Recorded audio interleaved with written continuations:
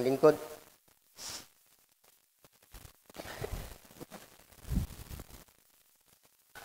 Maayong buntag sa tanan.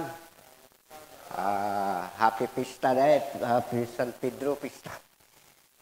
Feast of St. Peter, St. Paul, karon. Mistatag to sa pandan nila. Mga kausap pa, may buntag mga igsoon. Atong Ebanghelyo, nagahisgot kini sa kamatuoran nga gipadayag dito ni San Pedro. Ang kamatuoran nga gikan sa atong amahan nga to sa langit. Diri sa atong Ebanghelyo sa kapitulo 15 ngadto sa 17 nangingon diri. Si Jesus nangutana sa kanila, apan kamo unsa may inyong ikasulti kinsa man ako? Og mitubag si Simon Pedro, ikaw mo ang Mesiyas nga ang anak sa Dios nga buhi. Og giingnan siya ni Jesus mga igsoon sa kapitulo 17. Giingnan siya ni Jesus. Simon, anak ni Jonas, bulahan ka gayud kay kining maong kamatuoran wala mo abot kanimo gikan sa bisan kinsang tawo kundili gihatag kini kanimo sa akong amahan nga tuwa sa langit. Mga igsoon, sa 12 ka apostoles, si Simon Pedro lang ang nakatubag sa insakto gayod. Insakto gayod. Unsa tubag ni Pedro, ikaw ang anak sa Dios nga buhi. Wala kini nagagikan sa iyang kaugalingon nga hunahuna kundili gipadayag kini sa Dios nga atoa sa langit. Wala kini sa iyang kinaugalingon nga tubag siya, ikaw ang anak sa Dios, pero dili kato kinaugalingon niya kundili gihatag kato sa amahan nga atoa sa langit. Busa, giingnan siya ni Jesus sa kapitulo 18, nagaingon dire. Busa, sultihan ko ikaw si Pedro, ug ibabaw ni ining bato, tukuron ko ang akong iglesia, ug bisan gani ang kamatayon, dili gayud makabuntog niini. Mga igsoon, sa may sabot ni Ginoong Jesucristo niini, nga bisan gani ang kamatayon, dili yun makabuntog. At niini, mga igsoon, ipasabot ni Ginoong Jesucristo niini, nga bisan gani ang kamatayon, dili gayud makabuntog niini.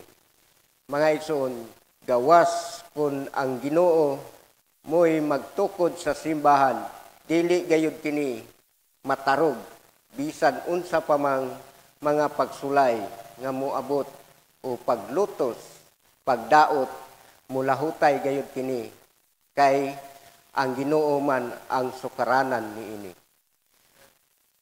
Apan, kung ang tao nga mugtukod sa simbahan, sa sinugdanan, mulambo kini, apan dili mulahutay, kay ang iyang sukaranan, ang tao man ang naghimo niini. Kay sa iyang pagpadayon, iya man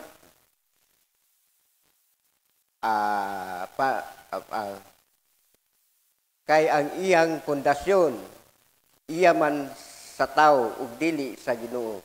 Labi na ang usa ka pangulo kung sa dihang mamatay na kini. Mga igsoon, ang usa ka simbahan nga ang tao lang ang nagtukod niini sa sinugdanan, mulambo gyud kini, apan dili mulahutay.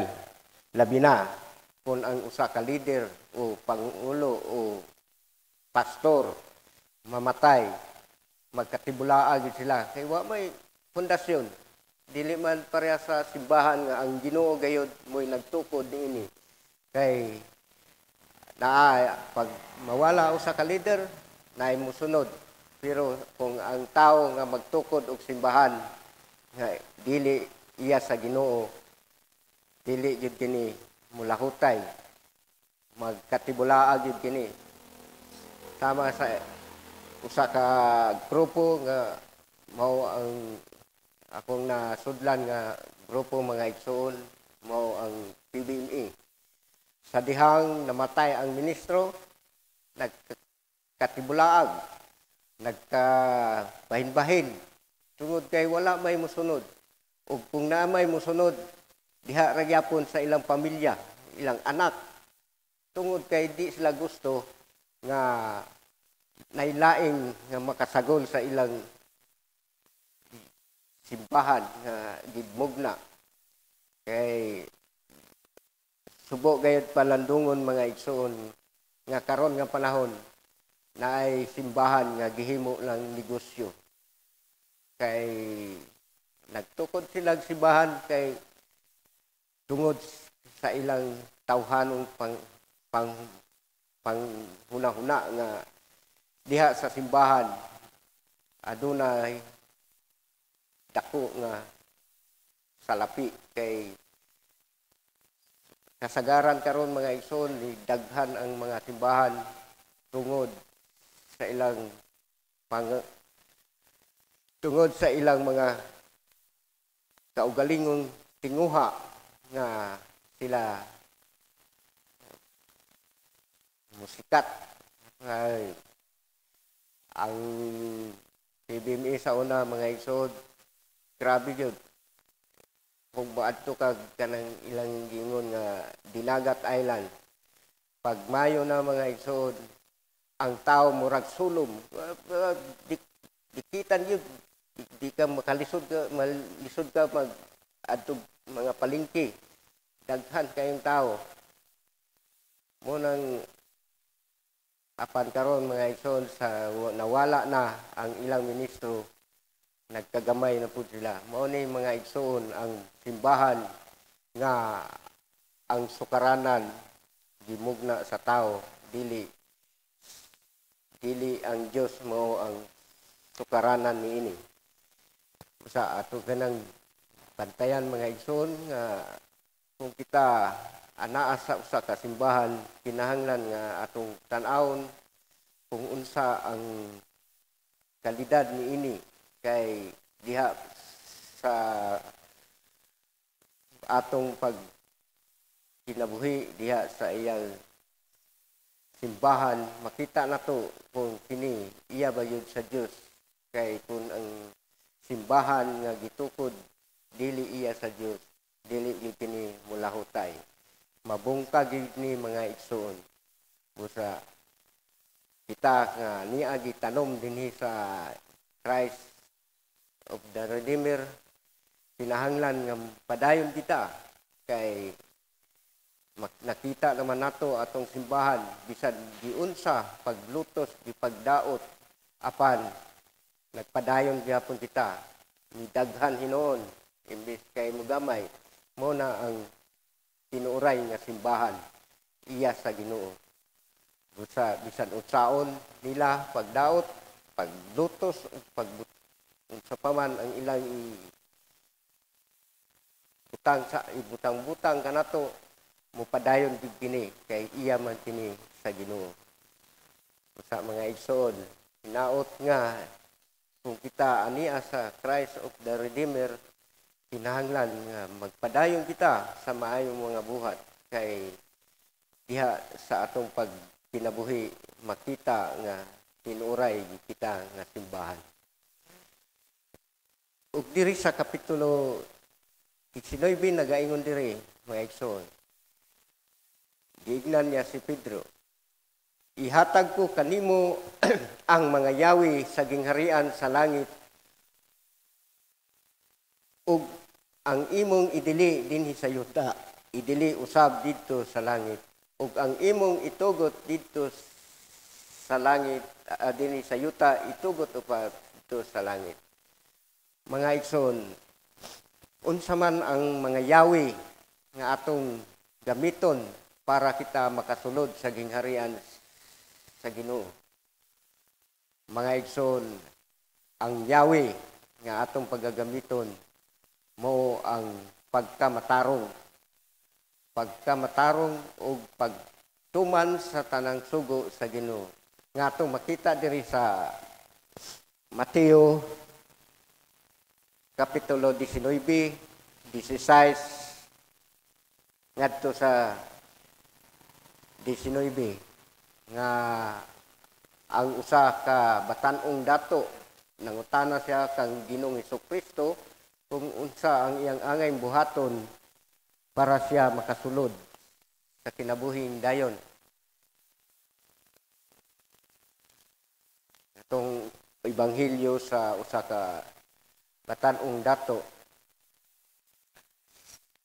19, Kapitulo 19, magasugod versikulo 16 ngadto sa 19. Usa ni ana kahigayon, may miduol kang Hesus og nangutana kaniya, magtutudlo, unsa may maayo kong buhaton aron maangkon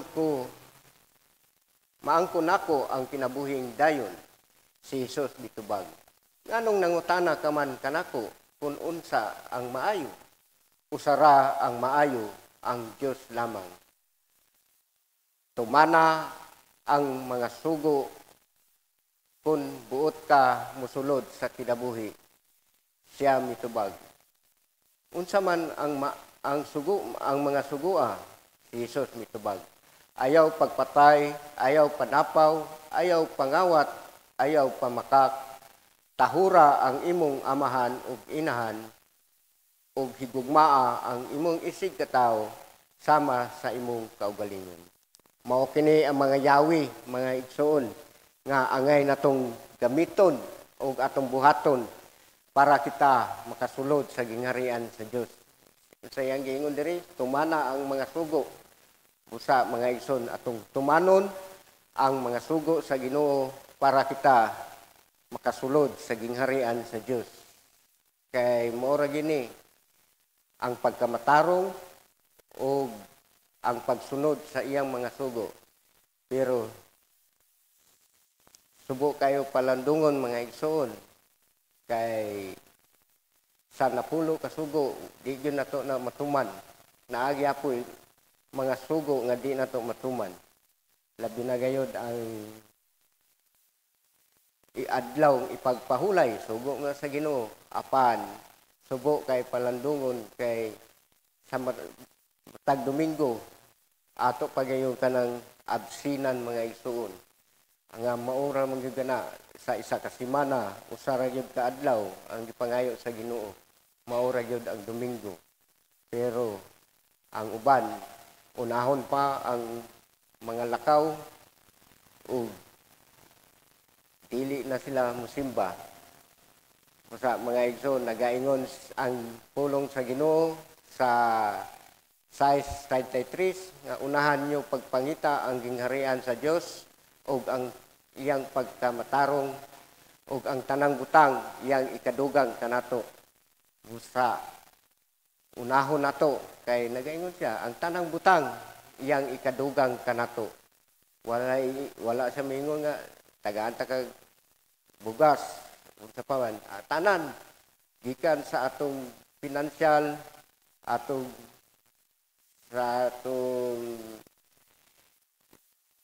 pagkinabuhi o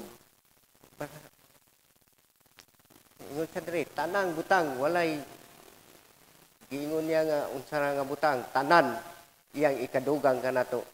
Usa kung kita ay mga lakaw sa Domingo, unahon din nato ang Ginoo kay anaa ang proteksyon sa Ginoo kung unahon nato siya og ang atong mga kinabuhi iyang proteksyonan. Kaya nag-ingon siya siyang pulong nga pangayo kamo iyang paghahatagan. kung kita mangayo kaniya ang di yun ang Ginoo magdumili paghatag nato unsa man atong pangayoon kaniya pinansyal o kaayuhan sa atong panglawas sa pawan ang kalinaw labi na gayud mga igsoon ang kalinaw kay ang kalinaw na mao gini ang pinaka importante kung kita nay kalinaw sa atong kinabuhi kay kung natay kalinaw di ta mabalaka bisan unsa man ang mga problema ato kining masulbad ta uban sa tabang sa atong Ginoong Hesukristo. Sa mao kanatong ebanghelyo palihog manindog